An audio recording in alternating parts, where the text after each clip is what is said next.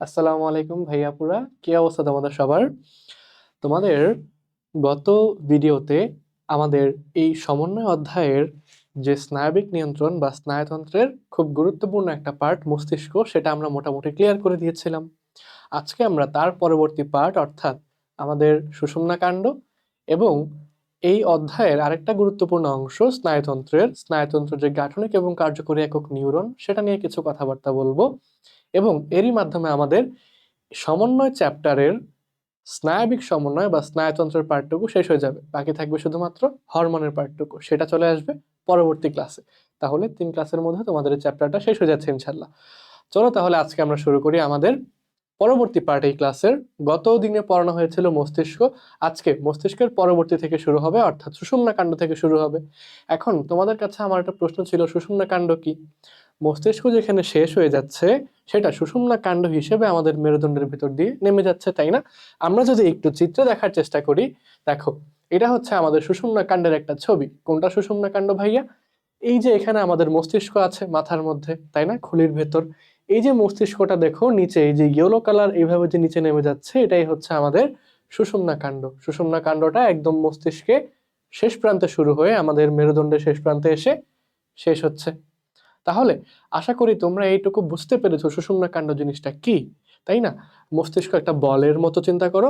এই বলটার শেষ প্রান্তে, ধরো এই হচ্ছে বল মস্তিষ্ক, তার শেষ প্রান্ত থেকে এইভাবে নেমে গেছে সুষুম্না কাণ্ডটা। ধরো এই সুষুম্না কাণ্ডটা আমাদের মেরুদণ্ডের ভেতর দিয়ে নেমে গেছে। এখন সুষুম্না কাণ্ডটা তাহলে একটা টিউবের মতো, তাই না? এটা একটা টিউবের মতো দেখতে। এই টিউবটাকে যদি আমি এইভাবে কেটে ফেলি, কেটে এইভাবে যদি দেখতে চাই, তখন আমরা কি দেখতে পাবো? অর্থাৎ এটাকে ক্রস সেকশন করলে আমরা কি দেখতে পাবো? এই ছবিটাই তোমাদেরকে পরবর্তী ইমেজে দেখানো হয়েছে। দেখো এই যে সুষুম্না কাণ্ডটা একটা টিউবের মতো ছিল, এই টিউবটাকে আমরা এইভাবে ক্রস সেকশন করেছি, করে আমরা দেখতে পাচ্ছি এটাকে দেখতে এরকম দেখায়। এখন একটা জিনিস খেয়াল করো তো, মস্তিষ্কের যে গঠন ছিল সেইখানে বাইরের দিকে এবং ভিতরের দিকে কোথায় কোন ম্যাটার ছিল? গ্রে ম্যাটার এবং হোয়াইট ম্যাটার। আমরা বলেছিলাম মস্তিষ্ককে আমরা মনে রাখবো নারকেল দিয়ে, নারকেলের বাইরের দিকে হচ্ছে গ্রে ম্যাটার, ভিতরের দিকে হচ্ছে হোয়াইট ম্যাটার। কিন্তু এই সুষুম্না কাণ্ডে খেয়াল করো, বাইরের দিকে কিন্তু হোয়াইট ম্যাটার এবং ভিতরের দিকে হচ্ছে গ্রে ম্যাটার। এটা মনে থাকবে?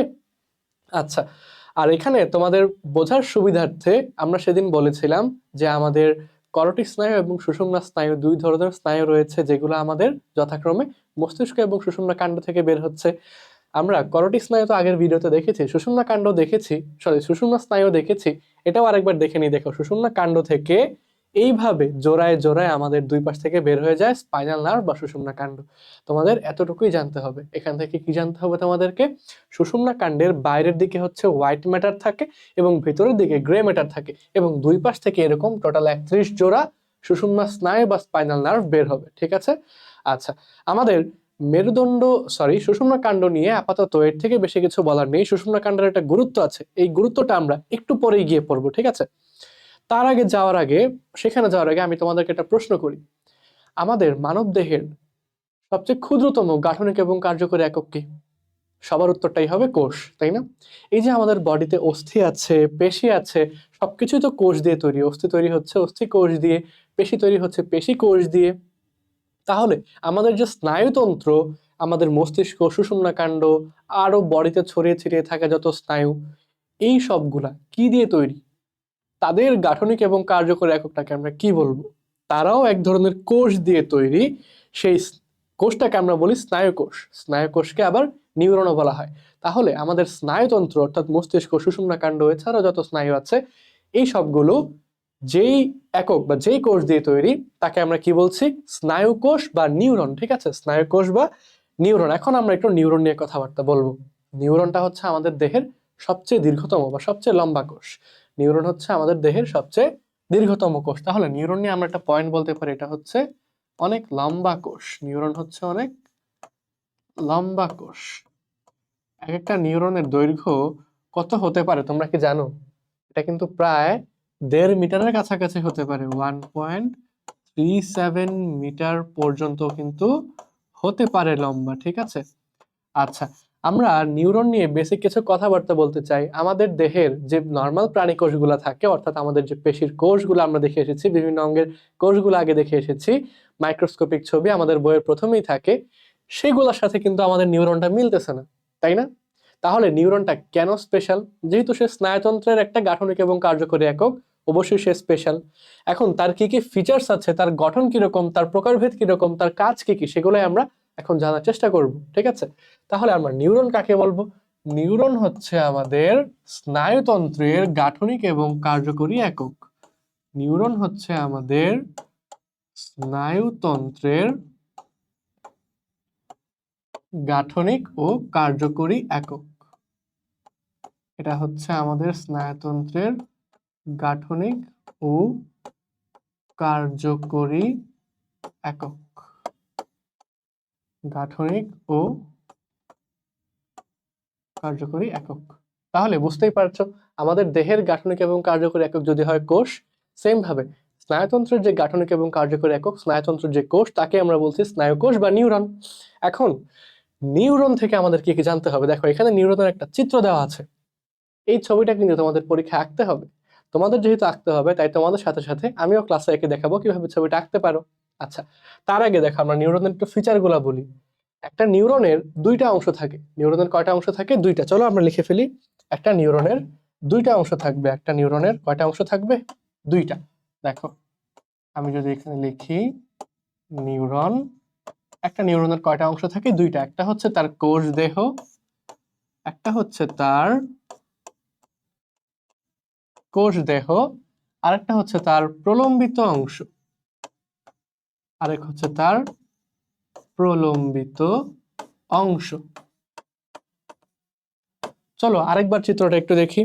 এই যে একটা নিউরনের ছবি, এর মধ্যে তার এই যে পার্টটুকু, এটা হচ্ছে তার কোষ দেহ, বা যাকে সেল বডি বলা হয়, তাকে সোমাও বলা হয়। এছাড়া দেখো, এখান থেকে কতগুলা প্রলম্বিত অংশ বের হয়েছে, এগুলা এক ধরনের প্রলম্বিত অংশ। আবার দেখো, এখানে কত লম্বা একটা অংশ বের হয়েছে, এটাও এক ধরনের প্রলম্বিত অংশ। তাহলে একটা নিউরনের কয়টা অংশ? দুইটা অংশ। একটা হচ্ছে তার কোষ দেহ, আরেকটা হচ্ছে তার প্রলম্বিত অংশ, ঠিক আছে? এখন এই কোষ দেহ কি কি শেপের হতে পারে? অনেক ধরনের আকৃতি হতে পারে, তাই না? এখানে যে আকারটা, এটা অনেকটা ডিম্বাকার, এটা দেখতে অনেকটা ডিম্বাকার।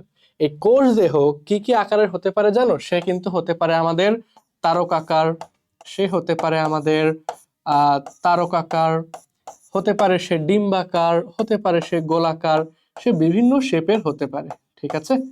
তাহলে আমরা বলছি কোষ দেহ হতে পারে তারকাকার, হতে পারে ডিম্বাকার, বা হতে পারে গোলাকার। আমরা যে কোনো একটা শেপ পরীক্ষার সময় আঁকলেই কিন্তু চলবে। এবং এটা কেন আঁকতে বলছি, এটা কিন্তু পরীক্ষায় এসে থাকে। যারা ইতিমধ্যে ক্লাস 9-এ তোমরা ইয়ারলি পরীক্ষা দিয়েছো, তারা কিন্তু জানো এই চিত্রটা কিন্তু পরীক্ষায় আসে। তোমাদের এসএসসি পরীক্ষায় কিন্তু এটা আসার সম্ভাবনা বেশি। ওকে, তাহলে আমরা বললাম নিউরনের কোষ দেহ সেটা হতে পারে তারকাকার, হতে পারে ডিম্বাকার, হতে পারে গোলাকার। এখন এই কোষ দেহ, সে যেহেতু একটা কোষ, তার মধ্যে কোষীয় কিছু উপাদান থাকবে, তার মধ্যে কিছু কোষীয় উপাদান থাকবে। সেই উপাদানগুলা কি কি আমরা এখন জানতে চাই। সেই উপাদানগুলা কি কি আমরা এখন জানতে চাই। চলো এখানে আমরা একটু ছোট করে দেখব, তার উপাদানগুলো কি কি আমরা এটা জানতে চাই। দেখো, কোষ হওয়ার জন্য সর্বপ্রথম তার মধ্যে কি থাকতে হবে? সে যেহেতু উন্নত শ্রেণীর প্রাণী, অর্থাৎ মানুষের মধ্যেই তো আমরা পড়তেছি স্নায়ুতন্ত্র, তাই না? তার কি কি উপাদান থাকবে কোষের মধ্যে? সর্বপ্রথম উপাদানই হচ্ছে নিউক্লিয়াস। যেহেতু কোষ, তাহলে অবশ্যই নিউক্লিয়াস থাকতে হবে। যেহেতু কোষ, তাহলে অবশ্যই তার নিউক্লিয়াসটা থাকতে হবে, এবং নিউক্লিয়াসটা সুগঠিত হতে হবে। এখন নিউক্লিয়াস ছাড়াও আরো কি কি অঙ্গাণু থাকতে পারে? তার মধ্যে আরো কি কি কোষীয় অঙ্গাণু থাকতে পারে? মাইটোকন্ড্রিয়া, তারপর আমাদের গলগি বডি, তারপর রাইবোজোম, লাইসোজোম, এই সব ধরনের অঙ্গাণু তার মধ্যে উপস্থিত থাকে। তাহলে আমরা কি লিখতে পারি? যে মাইটোকন্ড্রিয়া। আশা করি লেখা দেখা যাচ্ছে, তাই না? হ্যাঁ, দেখা যাচ্ছে। আমি একটু ছোট করেই লিখছি, মাইটোকন্ড্রিয়া। মাইটোকন্ড্রিয়া, তারপর থাকবে হচ্ছে, দুঃখিত, থাকবে হচ্ছে গলজি বডি বা গলগি বডি, যাই বলো সমস্যা নেই। গলজি বডি থাকবে হচ্ছে লাইসোজোম, এবং আরেকটি খুব গুরুত্বপূর্ণ উপাদান থাকে যার নাম হচ্ছে নিজল দানা। এটা আমাদের অন্যান্য কোষে পাওয়া যায় না, কিন্তু স্নায়ু কোষ বা নিউরনে কিন্তু পাওয়া যায়। এটাকে তাই আমি অন্য কালি দিয়ে লিখছি, নাম হচ্ছে কি নিজল দানা। ওকে, বা এটাকে ইংরেজিতে বলা হয় নিজল গ্রানিউল।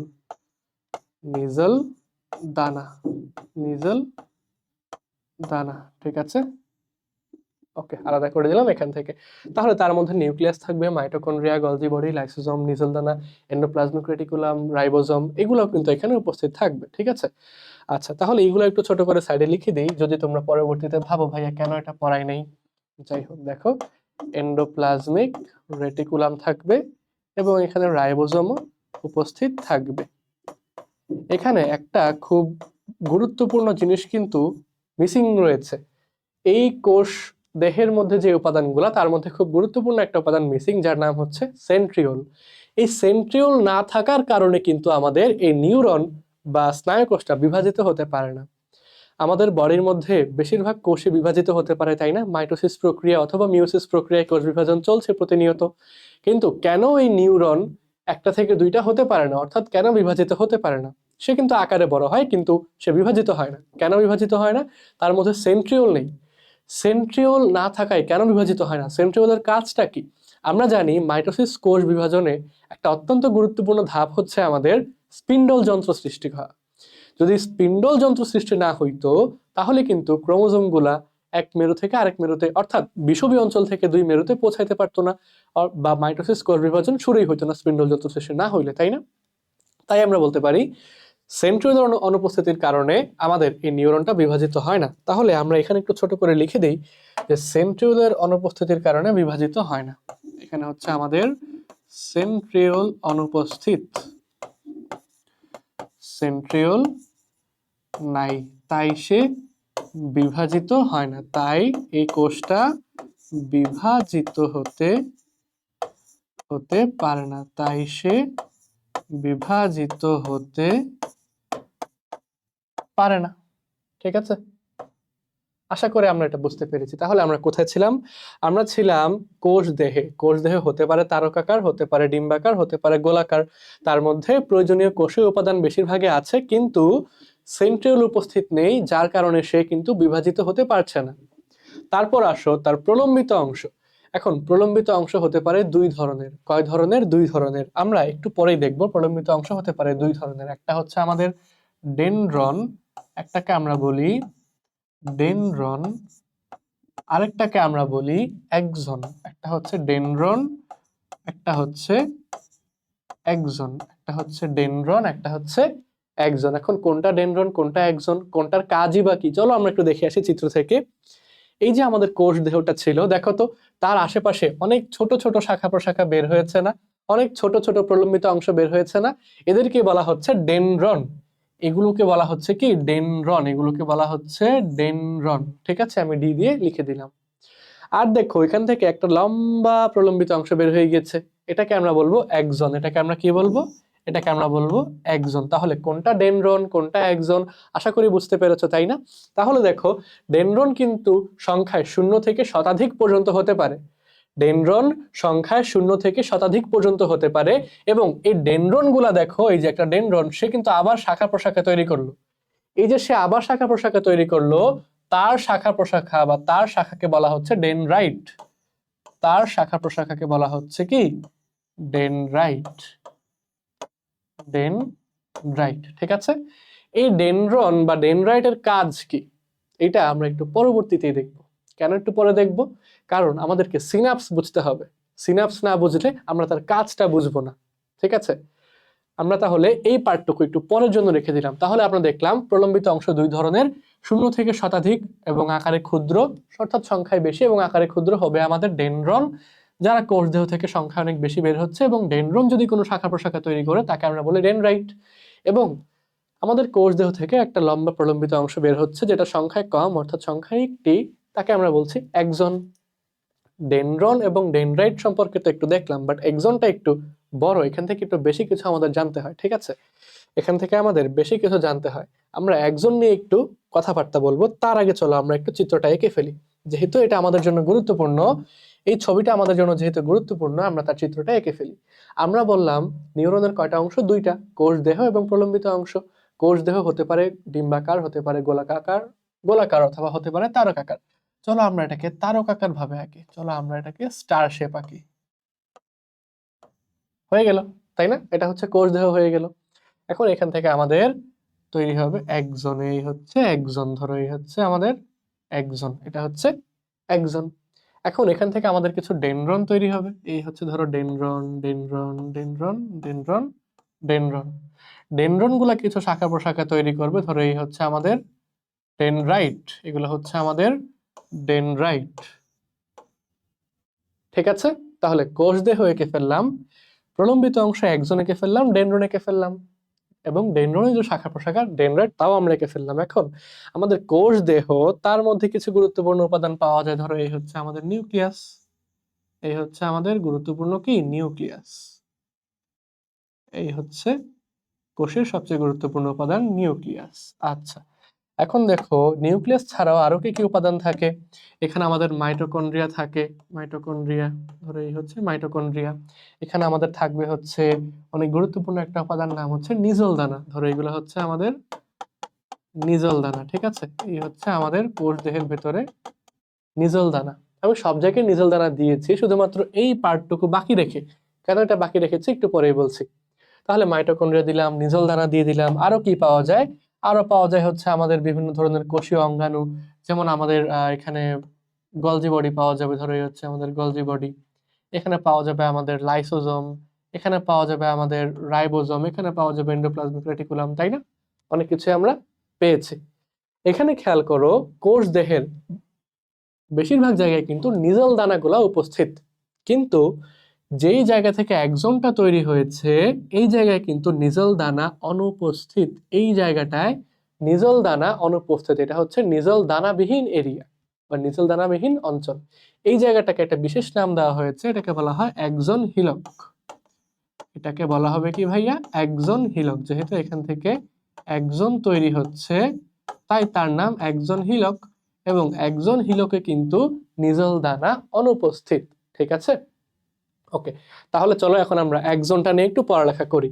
এই যে একজনটা নেমে গেছে আমাদের কোষ দেহ থেকে, একজনের একটা আবরণী আছে বা তার একটা কোষ ঝিল্লি আছে। তার যে কোষ ঝিল্লিটা, চলো আমরা এটাকে এই কালার দিয়ে দেখাই, বাট আর একটু চিকন করে ফেলি কালিটা।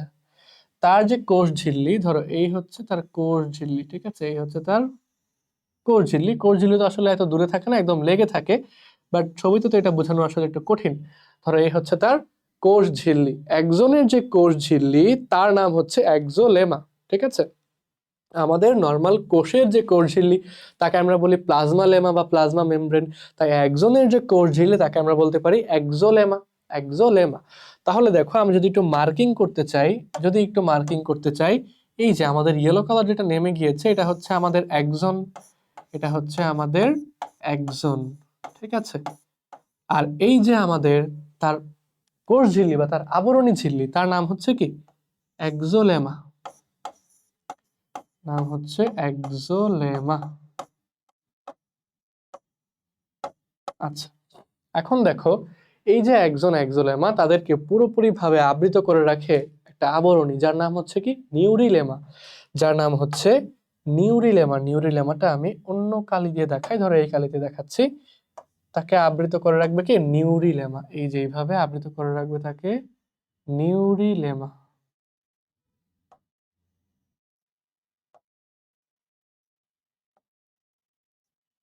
এগুলি হচ্ছে আমাদের কি আবরণ? তার নাম হচ্ছে নিউরিলেমা আবরণ। ঠিক আছে, এই নিউরিলেমাটা কিন্তু কন্টিনিউয়াস না, দেখো এটা কিন্তু একটু পর পর ব্রেক দিচ্ছে বা ভেঙে যাচ্ছে। তাহলে এটার নাম হচ্ছে নিউরিলেমা। এটার নাম কি? নাম হচ্ছে নিউরিলেমা।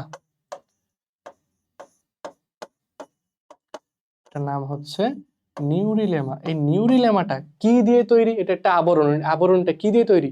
এটা এক ধরনের কোষ দিয়ে তৈরি, যে কোষটা একটু চাপা বা চ্যাপ্টা। এই কোষটার নাম হচ্ছে সোয়ান সেল। তার নাম হচ্ছে সোয়ান সেল। নাম হচ্ছে কি? সোয়ান কোষ বা সোয়ান সেল।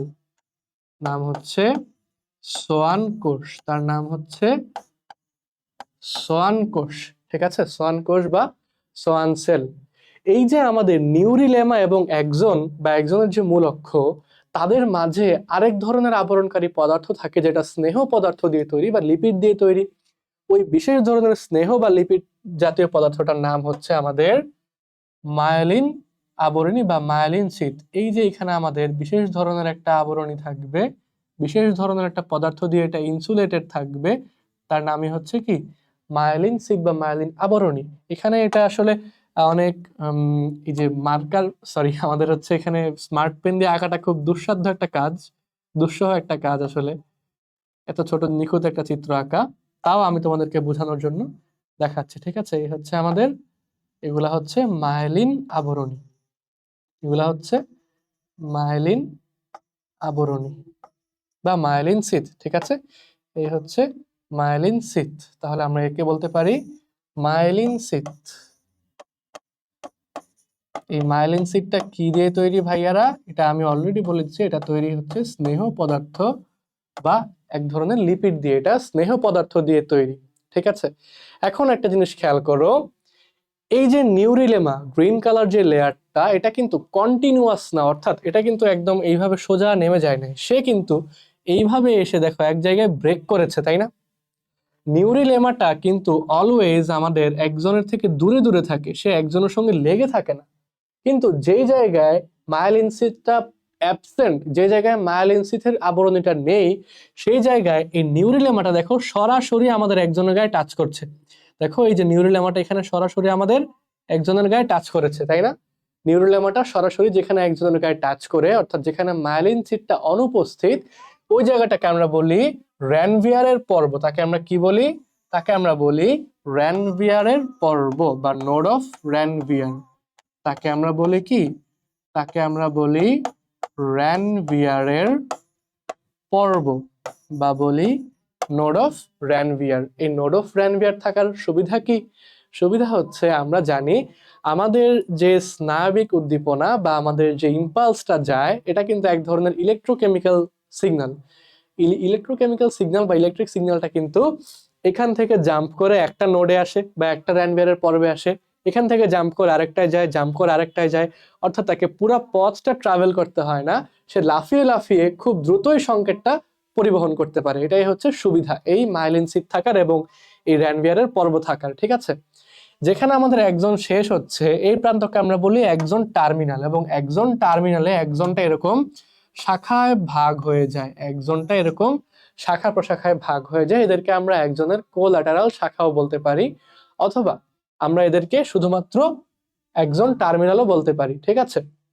এবং একজন টার্মিনাল গুলা এরকম কিছু নব ক্যারি করে, যাদেরকে বলা হয় সিনাপটিক নব। এই নবগুলোর ভিতরে এক ধরনের রাসায়নিক পদার্থ থাকে, এদেরকে বলা হয় নিউরো হিউমার বা নিউরো ট্রান্সমিটার। এদেরকে কি বলা হবে? নিউরো হিউমার বা নিউরো ট্রান্সমিটার। তাহলে এই প্রান্তটুকুর নাম আমরা কি দিয়েছি? এই প্রান্তটুকুর নাম আমরা দিয়েছি একজন টার্মিনাল, ঠিক আছে? এটার নাম আমরা দিয়েছি একজন টার্মিনাল। এটার নাম হচ্ছে কি ভাইয়া? একজন টার্মিনাল, একজন টার্মিনাল, ঠিক আছে? এবং একজন টার্মিনালে খেয়াল করো, এই যে আমাদের কিছু সিনেপটিক নব, নব মানে হচ্ছে কিছু ভেসিকল বা বলতে পারো কিছু ছোট ছোট বাবলের মতো, যার ভিতর এক ধরনের রাসায়নিক পদার্থ থাকে। এই রাসায়নিক পদার্থের নাম কি? পদার্থের নাম হচ্ছে নিউরো হিউমার বা নিউরো ট্রান্সমিটার, যে কোনো একটা বললেই হবে, ঠিক আছে? তাহলে এই হচ্ছে ওভারঅল আমাদের একটা নিউরনের ছবি। তাহলে এই হচ্ছে ওভারঅল আমাদের একটা নিউরনের ছবি। তাহলে নিউরনের ছবি তোমরা আঁকতে পারবে না? আঁকাটা ইজি না? এই পাঠটুকু নাম আমরা কি দিয়েছি? কোষ দেহ। এটার নাম হচ্ছে কোষ দেহ, নাম হচ্ছে কি? কোষ দেহ। এবং এই যে পার্টগুলো, এগুলোকে আমরা বলছি কি? ডেনড্রন। তাহলে দেখো তো, আমাদের একটা আহ আমাদের একটা নিউরন আঁকা শেখা হয়ে গেল না? কিভাবে আমরা একটা নিউরন আঁকবো শিখে ফেললাম না আমরা? ওকে, এবং নিউরনের ফিচার গুলো কিন্তু জেনে ফেললাম। এখন আমাদেরকে একটা জিনিস জানতে হবে যে এই ডেনড্রন এবং অ্যাক্সন কোনটার কাজ কি। দেখো একটু আগেই বলেছিলাম যে সিনাপস জিনিসটা বুঝতে হবে আমাদেরকে এই এদের কাজ বোঝার জন্য। তাহলে সিনাপস কি?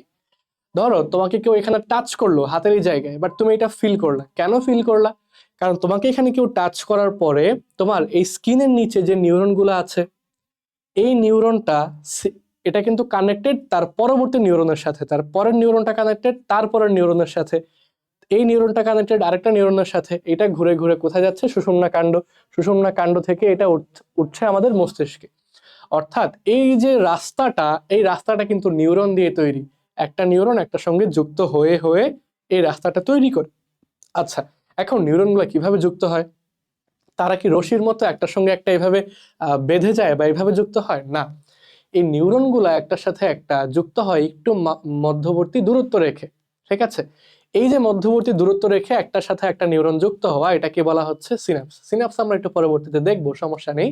তাও বলে রাখি, একটা নিউরন থেকে সিগন্যাল অন্য একটা নিউরন রিসিভ করবে তার এই ডেনড্রন দ্বারা। অর্থাৎ এই ডেনড্রনটা বাইরে থেকে আসা কোনো সংকেতকে গ্রহণ করে কোষদেহতে পাঠাই দিবে। কোষদেহ কি করবে?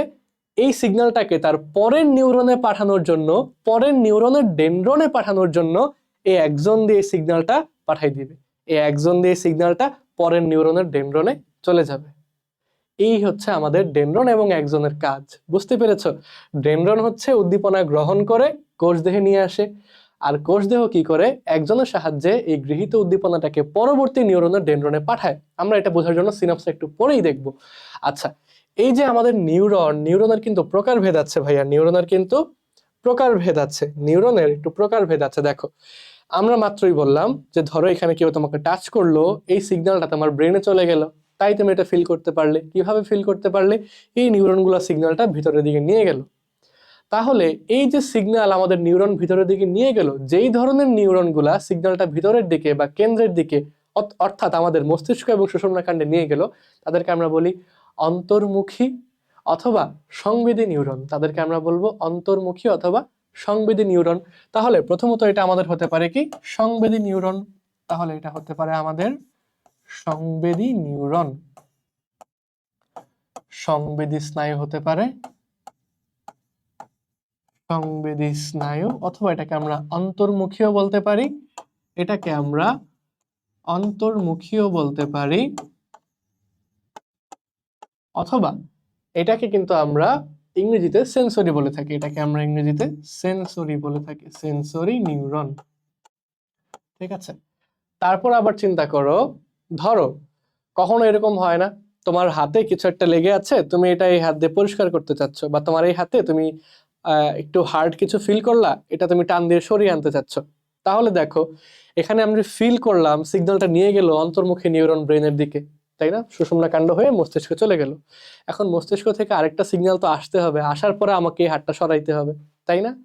মস্তিষ্ক থেকে যেই নিউরন দিয়ে সিগন্যালটা আসলো, যে সিগন্যালটা বাইরের দিকে আসলো হাতটাকে সরানোর জন্য, সেই সিগন্যালটা কোন নিউরন দিয়ে আসবে? সেটা আসবে আমাদের চেষ্টীয়, সেটা আসবে আমাদের চেষ্টীয় স্নায়ু বা বহির্মুখী নিউরন বা মোটর নিউরন দ্বারা। ঠিক আছে, এটা হচ্ছে আমাদের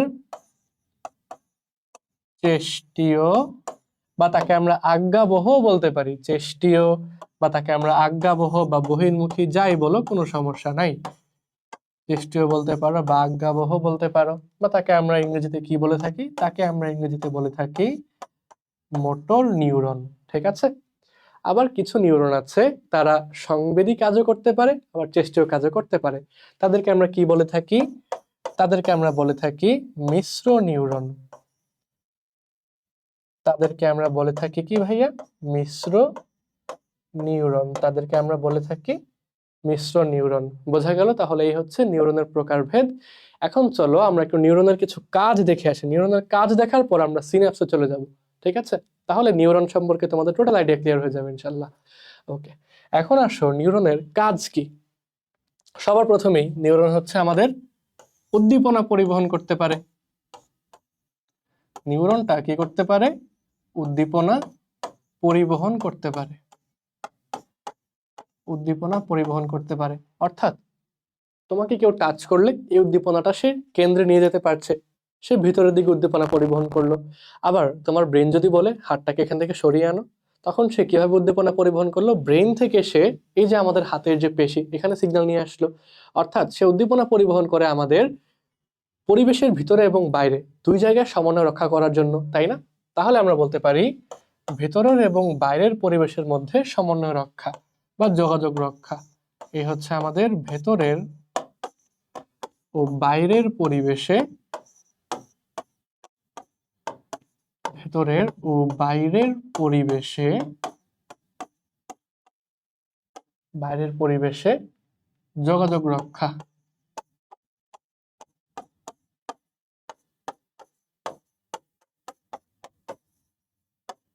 তারপর আসো, দেখো এই যে নিউরনের কারণেই কিন্তু আমরা আমাদের বডির বিভিন্ন অঙ্গের মধ্যে সমন্বয় করতে পারছি। কিরকম সমন্বয়? ধরো আমার এখানে কেউ জোরে আঘাত করলো, তখন এই সিগন্যালটা বা এই যে অনুভূতিটা, এটা কিভাবে গেল? ইলেকট্রোকেমিক্যাল সিগন্যালের মাধ্যমে আমার ব্রেনে চলে গেল। তারপর ব্রেন কি করলো? আরেকটা সিগন্যাল পাঠালো, সেটাও নিউরনের মাধ্যমেই। সেই নিউরনের মাধ্যমে সিগন্যালটা এসে কি করলো? আমার হাতটাকে সরাই নিল এখান থেকে। তাহলে এই যে কাজটা করলাম, এটার মধ্যে আমাদের এটার দ্বারা সমন্বয় হয়েছে না? কিরকম সমন্বয়? আমি এখানে আঘাত পেয়েছি, আমার হাতটাকে এখান থেকে সরাতে হবে, এটা একটা কাজ করলাম। এই কাজের জন্য আমার হাতের স্কিনের নিচে যে নিউরন, তারপর মস্তিষ্ক থেকে যে নিউরনদের সিগন্যাল আসবে সেই নিউরন, সবগুলো নিউরন একসঙ্গে মিলেমিশে কাজ করছে, বা সবগুলো কম্পোনেন্ট একসঙ্গে মিলেমিশে কাজ করছে। এটাকে আমরা বলতে পারি সমন্বয়। তাহলে আমরা বলতে পারি বিভিন্ন অঙ্গে সমন্বয় সাধন, বিভিন্ন অঙ্গে সমন্বয় সাধন, বিভিন্ন অঙ্গে সমন্বয় সাধন, বিভিন্ন অঙ্গে সমন্বয় সাধন, বিভিন্ন অঙ্গে কি করা? সমন্বয় সাধন করা। এছাড়াও কিন্তু আমরা বলতে পারি যে আমাদের সংবেদী যে নিউরন, সে কি কাজ করে? সংবেদী নিউরন সে কি কাজ করে?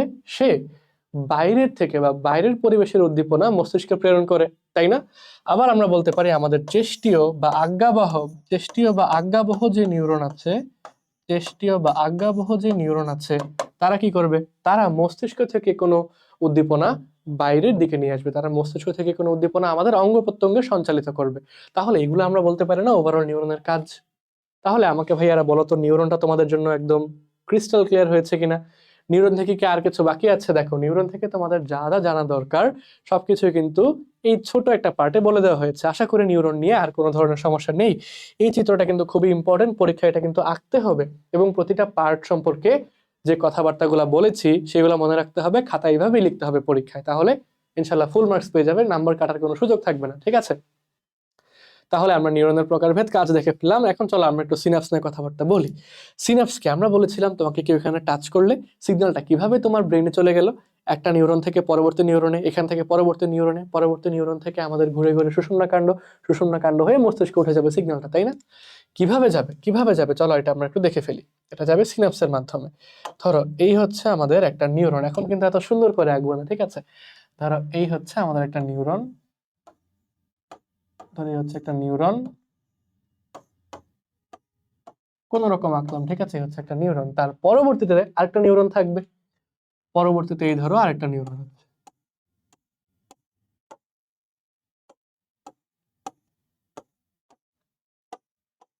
এই হচ্ছে তার পরবর্তী নিউরন।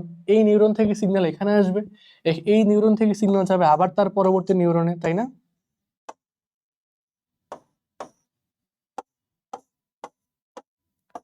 তাহলে এখানে ব্যাপারটা দেখো কি হচ্ছে, সিনাপস কি?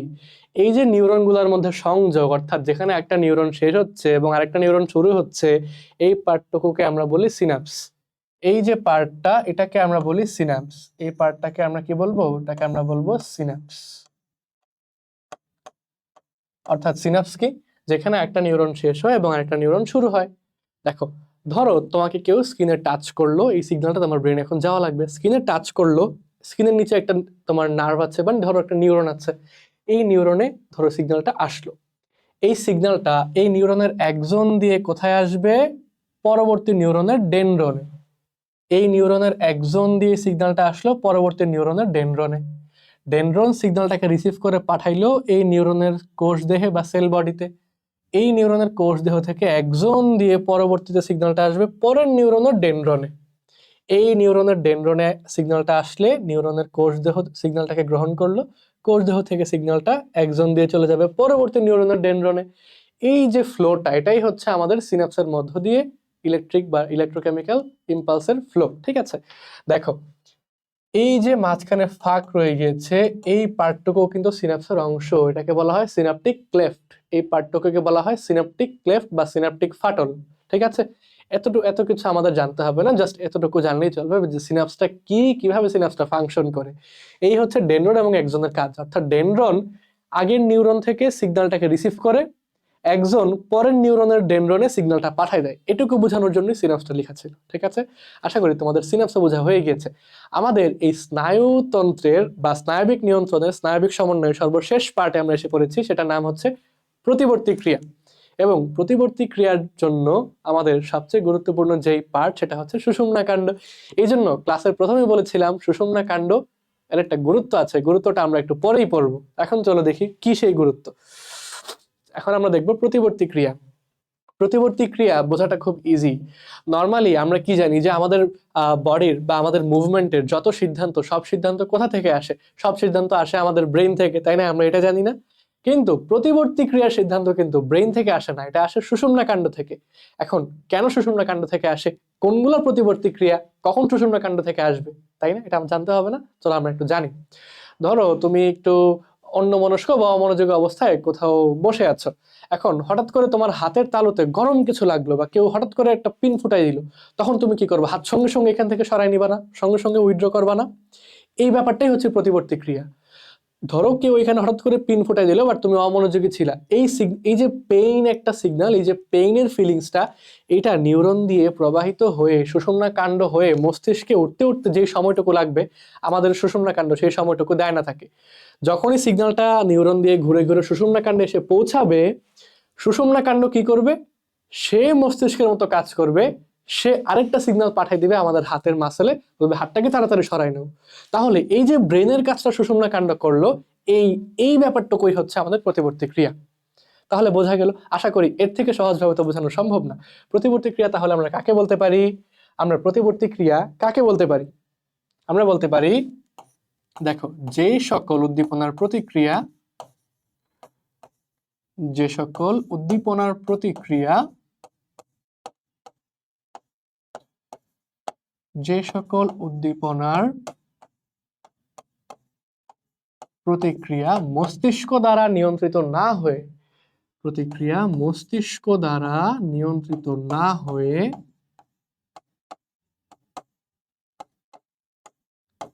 মস্তিষ্ক দ্বারা নিয়ন্ত্রিত না হয়ে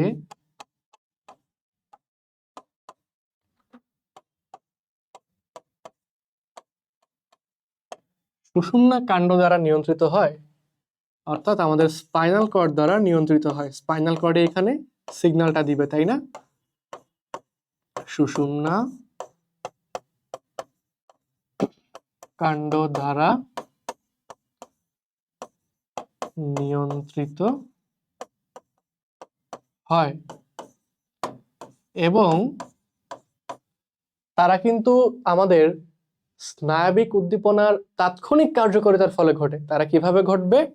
তারা কিন্তু আমাদের স্নায়ুতাড়নার তাৎক্ষণিক কার্যকারিতার ফলে ঘটবে, এবং স্নায়ুতাড়নার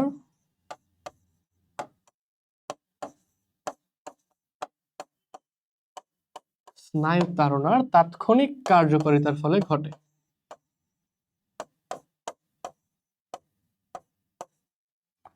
তাৎক্ষণিক কার্যকারিতার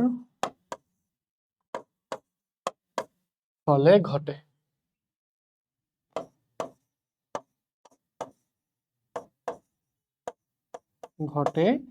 তাদেরকে আমরা কি বলবো? তাদের কি বলা হবে? তাদের প্রতিবর্তী ক্রিয়া বলা হয়।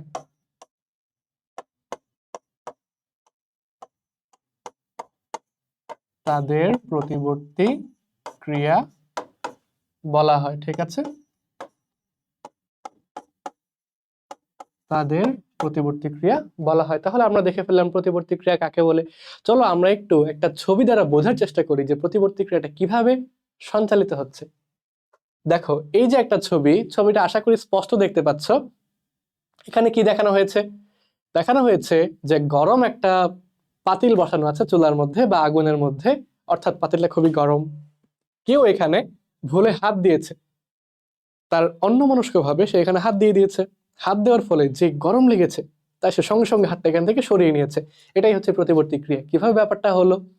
দেখো, এই যে হঠাৎ করে যখন আঙ্গুলটা লেগে গেল এই গরম জায়গাটায়, এই দেখো প্রথমে আঙ্গুলটা এই গরম জায়গাটায় যখন লেগে গিয়েছিল, তখন আঙ্গুলের মধ্যে আমাদের বা স্কিনের নিচে যেই স্নায়ু ছিল, যেই সংবেদী স্নায়ু ছিল, যে আমাদের বাইরের উদ্দীপনাটাকে ভিতরে অর্থাৎ মস্তিষ্কে নিয়ে যাওয়ার কথা, সুষুম্না কাণ্ড হয়ে বেয়ে বেয়ে উঠে মস্তিষ্কে নিয়ে যাওয়ার কথা, সেই সেই সংবেদী নিউরনটা উদ্দীপিত হয়ে দেখো সিগন্যালটা সে কোথায় নিয়ে যাচ্ছে। দেখো সেই সিগন্যালটা নিয়ে যাচ্ছে আমাদের সুষুম্না কাণ্ডে। সেই সিগন্যালটা নিয়ে কোথায় আসলো? এখান থেকে সিগন্যাল নিয়ে সে আসলো সুষুম্না কাণ্ডে। এখন সুষুম্না কাণ্ডে যখনই সে আসবে, সুষুম্না কাণ্ড সিগন্যালটাকে ব্রেনে পাঠানোর কথা, কিন্তু সে ব্রেনে পাঠাবে না। সে কি করবে? দেখো যখনই সিগন্যালটা আমাদের সুষুম্না কাণ্ডে আসলো, সুষুম্না কাণ্ড থেকে আমরা জানি সুষুম্না স্নায়ু বের হয়।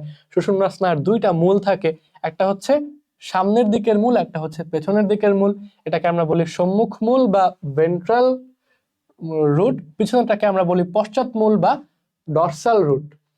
এই সেন্সরি বা সংবেদী উদ্দীপনাটা, এই যে হাতে গরম লাগলো, এই সংবেদী উদ্দীপনাটা আমাদের চলে আসলো পেছনের মূল বা এই যে ডরসাল রুট দিয়ে আমাদের সুষুম্না কাণ্ডে চলে আসলো। আসার পর আমি অন্য কালি ব্যবহার করি, কালো কালি ব্যবহার করি। এই যে সিগন্যালটা এখান থেকে ঘুরে ঘুরে আমাদের দেখো এই যেটা হচ্ছে পিছনের মূল ডরসাল রুট দিয়ে কোথায় আসলো? সুষুম্না কাণ্ডে চলে আসলো। এখন সুষুম্না কাণ্ড এটাকে মস্তিষ্কে না পাঠিয়ে সে কি করবে? সে এখানে এক ধরনের বিশেষ নিউরন থাকে যার নাম হচ্ছে রিলে নিউরন, যার নাম হচ্ছে রিলে নিউরন। এই রিলে নিউরন দিয়ে সিগন্যালটাকে সে কোথায় পাঠাই দিবে? তার ভেন্ট্রাল বা সম্মুখ মূল দিয়ে পাঠাই দিবে আবার এখানে মোটর স্নায়ুতে। এই মোটর স্নায়ুটা এখন কি করবে? ঘুরে ঘুরে হাতের এই যে মাসেলে বা হাতের পেশিতে এসে পড়লো, এসে সেই পেশিটাকে সংকোচন করাবে, হাতটা তাড়াতাড়ি এখান থেকে সরাই নিবে। তাহলে ব্যাপারটা কিভাবে ঘটলো আরেকবার খেয়াল করো, এখন পুরো ব্যাপারটা ইজি হয়ে যাবে। এই যে আঙুল আমাদের অন্যমনস্ক থাকা অবস্থায় হঠাৎ করে আগুনে বা গরম তাপে লেগে গেল, তখন কি হলো? একটা সংবেদী স্নায়ু দিয়ে সিগন্যালটা ঘুরে ঘুরে আমাদের কোথায় গেল? সুষুম্না কাণ্ডের যে ডরসাল রুট বা পশ্চাৎ মূল দিয়ে সুষুম্না কাণ্ডে প্রবেশ করলো। সুষুম্না কাণ্ড তাকে মস্তিষ্কে না পাঠিয়ে একটা মাঝের নিউরন দিয়ে, যার নাম হচ্ছে রিলে নিউরন, তার নাম কি? Relay neuron. এটার নাম হচ্ছে রিলে নিউরন। রিলে মানে হচ্ছে পাস করা, রিলে মানে হচ্ছে পাস করা, রিলে নিউরন। অর্থাৎ সে এই সিগন্যালটাকে রিলে করে দিল বা পাস করে দিল তার সম্মুখ মূলে যে মোটর নিউরন আছে, মোটর নিউরনের কাছে। আমাদের যে সুষুম্না স্নায়ু, সুষুম্না স্নায়ুর যে দুইটা পার্ট দেখো, সুষুম্না স্নায়ুর যে দুইটার মূল থাকে, এই যে এটা হচ্ছে পিছনের রুট বা ডরসাল রুট যাকে বলা হয়, পশ্চাৎ মূল। এটা হচ্ছে আমাদের সংবেদী স্নায়ু, এইভাবে এখানে আসে। আর এই পার্ট থেকে হচ্ছে আমাদের মোটর স্নায়ু আসে বা সম্মুখ মূল থেকে। তাহলে সংবেদী এবং মোটর, এটুকু তো বুঝতে পেরেছো তাই না? আচ্ছা, সংবেদী স্নায়ু দিয়ে সিগন্যালটা কোথায় আসলো আমাদের? সংবেদী স্নায়ু দিয়ে সিগন্যালটা আমাদের আসলো সুষুম্না কাণ্ডে। সুষুম্না কাণ্ড তাকে রিলে নিউরন দিয়ে পাঠিয়ে দিল মোটর স্নায়ুতে। এইখান থেকে মোটর স্নায়ু দিয়ে সিগন্যালটা ঘুরে ফিরে আমাদের কোথায় আসলো? এই যে হাতের পেশিতে। তখন পেশি সংকুচিত হবে এই স্নায়বিক উদ্দীপনার ফলে এবং হাত এই গরম জায়গা থেকে সরে আসবে। এই ব্যাপারটাই হচ্ছে আমাদের প্রতিবর্তী ক্রিয়া। এই ব্যাপারটাই হচ্ছে আমাদের প্রতিবর্তী ক্রিয়া। তাহলে দেখো ক্রিয়াটা কিভাবে হলো? এখান থেকে সিগন্যালটা গেল, ঘুরে আবার সিগন্যালটা এখানে আসলো। একটা চক্রের মতো হয়ে গেল না? একটা সাইকেলের মতো হয়ে গেল না? এই যে চক্রটা, এটাকে বলা হচ্ছে প্রতিবর্তী চক্র। এবং প্রতিবর্তী চক্রের কিছু উপাদান আছে। কি কি উপাদান? সবার প্রথম দেখো, এই যে তাপ লাগলো, তাপ কোথায় লাগলো? তোমার হাতে। তাহলে তুমি হাতের চামড়ায় বা স্কিনে এই তাপ অনুভূতিটা ফিল করলা, গরম অনুভূতিটা। তাহলে প্রথম অংশটা কি? আমাদের প্রতিবর্তী চক্রের প্রথম উপাদান কি? প্রথম উপাদানের নাম হচ্ছে গ্রাহক অঙ্গ। প্রথম উপাদানের নাম হচ্ছে গ্রাহক অঙ্গ। এই গ্রাহক অঙ্গ এখানে হচ্ছে আমাদের ত্বক। গ্রাহক অঙ্গ, এই ক্ষেত্রে গ্রাহক অঙ্গ হিসেবে কে কাজ করেছে? এই ক্ষেত্রে গ্রাহক অঙ্গ হিসেবে কাজ করেছে ত্বক। তাহলে ত্বকের মধ্যে এই গরম উদ্দীপনাটা এসে লাগলো। তারপর এখান থেকে দ্বিতীয় উপাদান কি? দ্বিতীয় উপাদান হচ্ছে আমাদের যেই নিউরন দিয়ে সিগন্যালটা আমাদের পৌঁছাবে কেন্দ্রে। ঠিক আছে, এই নিউরনের নাম কি? এই নিউরনের নাম হচ্ছে সংবেদী স্নায়ু। এই নিউরনের নাম হচ্ছে কি? সংবেদী নিউরন, বা এটাকে বলা হয় অনুভূতিবাহী স্নায়ু। আমরা বলতে পারি এটাকে অনুভূতিবাহী স্নায়ু বা অনুভূতিবাহী বা সংবেদী, তুমি যাই বলো কোনো সমস্যা নেই। অনুভূতিবাহী, অনুভূতিবাহী বা তাকে আমরা বলতে পারি সংবেদী স্নায়ু। অনুভূতিবাহী বা সংবেদী স্নায়ু। এই সংবেদী স্নায়ু সিগন্যালটাকে কোথায় নিয়ে গেল? সিগন্যালটাকে নিয়ে গেল আমাদের সুষুম্না কাণ্ডে। যাওয়ার কথা ছিল সুষুম্না কাণ্ড থেকে মস্তিষ্কে, অর্থাৎ মস্তিষ্ক আমাদের মূল কেন্দ্র হওয়ার কথা ছিল, কিন্তু এখানে কেন্দ্রকে কেন্দ্র সুষুম্না কাণ্ড। তাহলে এখানে আমাদের কেন্দ্র কে হবে? 3 নাম্বার অংশ হচ্ছে আমাদের কেন্দ্র বলতে হবে। কেন্দ্র, এই ক্ষেত্রে আমাদের কেন্দ্র হচ্ছে সুষুম্না কাণ্ড, আমরা এটাকে বলবো প্রতিবর্তী কেন্দ্র। প্রতিবর্তী প্রতিবর্তী কেন্দ্র, প্রতিবর্তী কেন্দ্র, প্রতিবর্তী কেন্দ্রকে, এটা হচ্ছে সুষুম্না কাণ্ড। প্রতিবর্তী কেন্দ্র হচ্ছে সুষুম্না কাণ্ড, ঠিক আছে? আচ্ছা, এখন সুষুম্না কাণ্ড সিগন্যালটাকে কি করলো? যে সিগন্যালটা আমাদের অনুভূতিবাহী বা সেন্সরি স্নায়ু দিয়ে তার কাছে আসছিল, সেটাকে রিলে নিউরন দিয়ে পাঠিয়ে দিল কার কাছে? মোটর নিউরনের কাছে। মোটর নিউরনটা কি? মোটর নিউরনটা হচ্ছে আমাদের আজ্ঞাবহ, বা এটাকে আমরা বলতে পারি আজ্ঞাবাহী স্নায়ু। এটাকে আমরা বলতে পারি কি? আজ্ঞাবাহী স্নায়ু। এই আজ্ঞাবাহী স্নায়ু দিয়ে কিন্তু সিগন্যালটা আমাদের এখানে আসছে।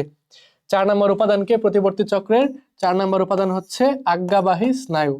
আজ্ঞাবাহী স্নায়ু 4 নম্বর উপাদান হচ্ছে আজ্ঞাবাহী স্নায়ু, ঠিক আছে? আজ্ঞাবাহী স্নায়ু। এখন আজ্ঞাবাহী স্নায়ু এই সংকেতটাকে কোথায় নিয়ে আসছে? যে জায়গায় আমাদের গরম লাগছিল ওইখানে নিয়ে আসছে? না, আমাদের আঙ্গুল তো এইভাবে সরানোটা কঠিন, তাই না? সরাতে হবে পুরো হাত। পুরো হাত কিভাবে সরাবো? যখন হাতের পেশি সংকুচিত হবে, অর্থাৎ সিগন্যালটা আমাদের কোথায় নিয়ে আসবে? সাড়া প্রদানকারী অঙ্গ। সাড়া প্রদানকারী অঙ্গ কে? পুরো হাত। আসলে হাতের পেশি কন্ট্রাকশন বা পেশি সংকোচন হইলেই কিন্তু হাত সংকোচন হয়ে যাচ্ছে। তাহলে আমরা বলতে পারি মোটর নিউরনটা ফাইনালি ঘুরে ঘুরে সিগন্যালটা নিয়ে আসে আমাদের সাড়া প্রদানকারী অঙ্গে। তখন আমাদের অঙ্গ এই হাত কিন্তু সাড়া প্রদান করলো, গরম জায়গা থেকে হাতটাকে সরাই ফেললো, আঙ্গুলটাকে সরাই ফেললো। পরবর্তী এবং ফাইনাল যে উপাদান আমাদের প্রতিবর্তী চক্রের, তার নাম হচ্ছে সাড়া প্রদানকারী অঙ্গ। তার নাম হচ্ছে সাড়া প্রদানকারী অঙ্গ। তার নাম হচ্ছে সাড়া প্রদানকারী অঙ্গ। সাড়া প্রদানকারী অঙ্গ, ঠিক আছে? তাহলে আশা করি এই যে প্রতিবর্তী ক্রিয়া এবং প্রতিবর্তী চক্র, এটা নিয়ে তোমাদের আর কোনো কনফিউশন নাই। তাহলে এটা যদি বোঝা হয়ে গিয়ে থাকে, এর সাথে আমাদের শেষ হচ্ছে অধ্যায় 10 সমন্বয় চ্যাপ্টারের সবচেয়ে গুরুত্বপূর্ণ পার্টটুকু, অর্থাৎ আমাদের স্নায়বিক সমন্বয়ের পার্টটুকু। বাকি থাকবে শুধু রাসায়নিক সমন্বয় বা হরমোন, সেটুকু আমরা পরবর্তী ক্লাসে দেখে ফেলবো। এবং যারা আগের ক্লাসটি দেখোনি, মস্তিষ্কের পার্টটুকু ভেরি ভেরি ইম্পর্টেন্ট, অবশ্যই দেখে আসবে। লিঙ্ক দেওয়া থাকবে কমেন্টে এবং ডিসক্রিপশনে। আর যারা আমাদের চ্যানেলটিতে নতুন বা যারা এখনো সাবস্ক্রাইব করোনি, সাবস্ক্রাইব করে রাখো। প্রতিনিয়ত তোমাদের জন্য কিন্তু কন্টেন্ট আসতে থাকবে। এবং আমাদের Facebook group DS dynamic school, এই গ্রুপে তোমরা অবশ্যই যুক্ত হয়ে থাকবে এবং বন্ধুদেরকেও ইনভাইট করবে, ঠিক আছে? ক্লাস কেমন লাগলো ভাইয়াকে কমেন্ট করে জানিও। পরবর্তী ক্লাস অর্থাৎ হরমোনের পার্টও খুব শীঘ্রই চলে আসবে। শুধু এই চ্যাপ্টার না, এবং শুধু বায়োলজি না, বায়োলজি, ফিজিক্স, কেমিস্ট্রি, ম্যাথ সবকিছু চলে আসবে পর্যায়ক্রমে তোমাদের জন্য, সম্পূর্ণ ফ্রিতে, তোমাদের এসএসসি পরীক্ষার আগে ইনশাল্লাহ। ধন্যবাদ সবাইকে, ভালো থাকো, আসসালামু আলাইকুম।